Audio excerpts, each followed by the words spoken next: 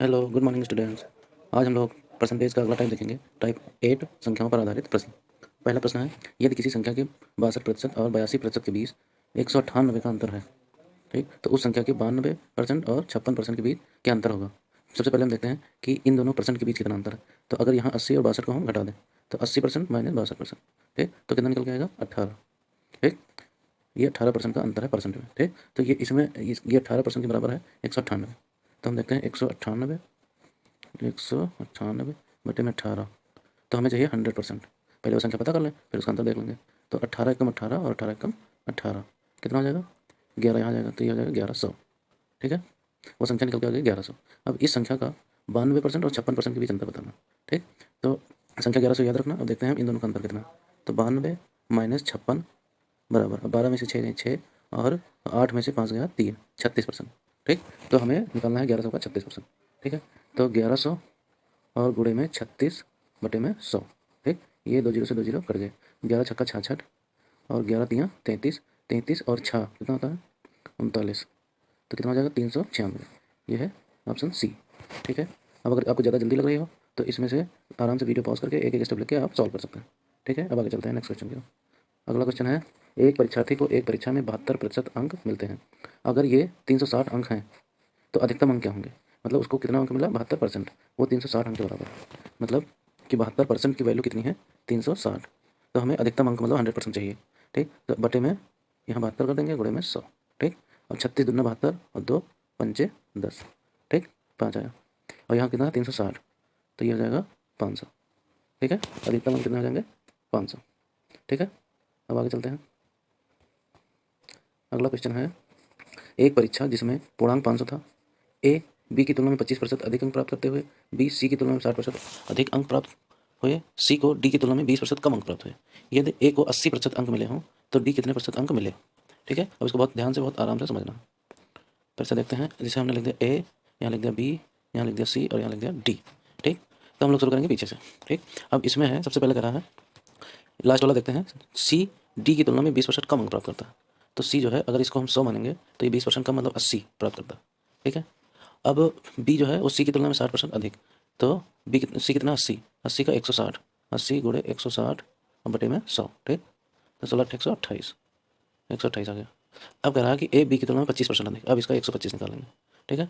तो 128 गुणे में 125 बटे में 100, ठीक। तो 25 पंचे 125 और 25 चौका 100, 4 3 12 और 4 दूनी 8 32, 5 दूनी 10 और 5 3 15 16 यानी कि 160, ठीक। तो तीनों का हमें वो मिल गया क्या रेशियो, कि ये 160 पाता है और ये 128, ये 80 और ये 100, ठीक। अब कह रहा है यदि ए को 80% अंक मिले, ठीक।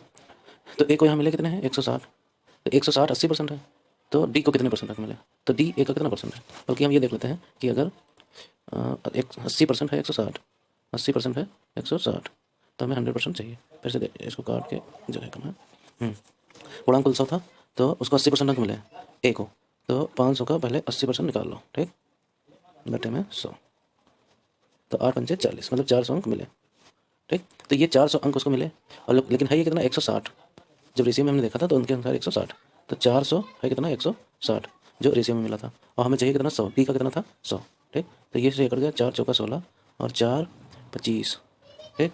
तो 250 अंक, कितने अंक मिले डी को 250 अंक, ठीक है। तो अब हम देख लेते हैं इसको कितना मिला 400 और इसको मिला 250, तो ये 250 500 का कितना परसेंट है 50%, 250 चला गया नीचे 500 गुणे में 100, तो 25 दूना 50 और 2 से इसको कटेंगे तो आएगा 100, ठीक। तो कितने परसेंट हो गए 50%, ठीक। अब आगे चलते हैं। एक संख्या अन्य संख्या की 25% है, तो बड़ी संख्या छोटी संख्या से 12 अधिक है, तो बड़ी संख्या क्या है। एक संख्या अन्य संख्या की 25% है, अगर एक ए मान लें इसको बी मान लें, तो इसको अगर हम 100 मान लेते हैं तो ये 25 मान लेते हैं, ठीक।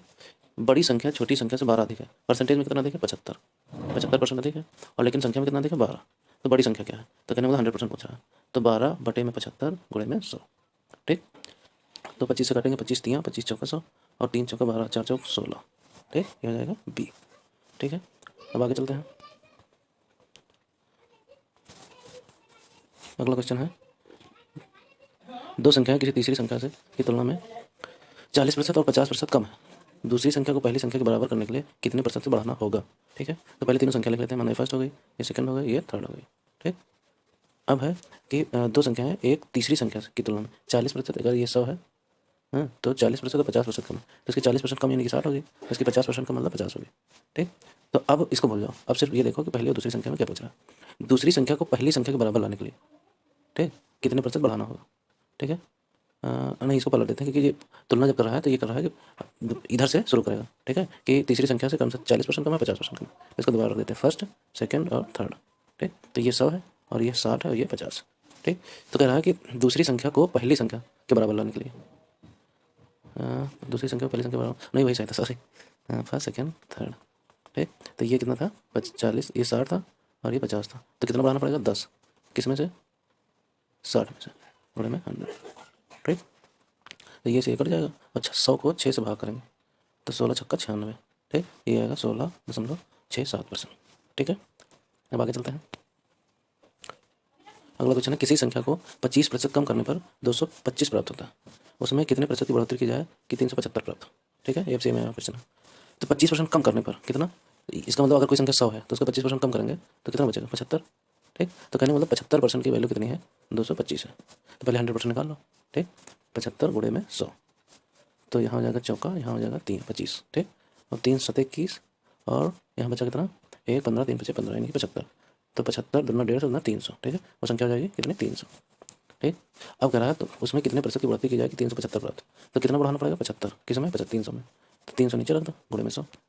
ठीक, ये कर दिया और 3 25 दिया 75, तो कितना बढ़ाना पड़ेगा 25%। ठीक है, आगे चलते हैं। अगला क्वेश्चन है, यदि 120 एक संख्या का 20% है तो उस संख्या का 120% कितना होगा। 120 जो है कितना परसेंट है, केवल 20%, तो उसका 120 पता करना, बस हो गया। 2 छक्के 12, 12 छक 72, ये वाला 0 यानी कि 720, ए वाला आंसर। ठीक है, आगे चलते हैं।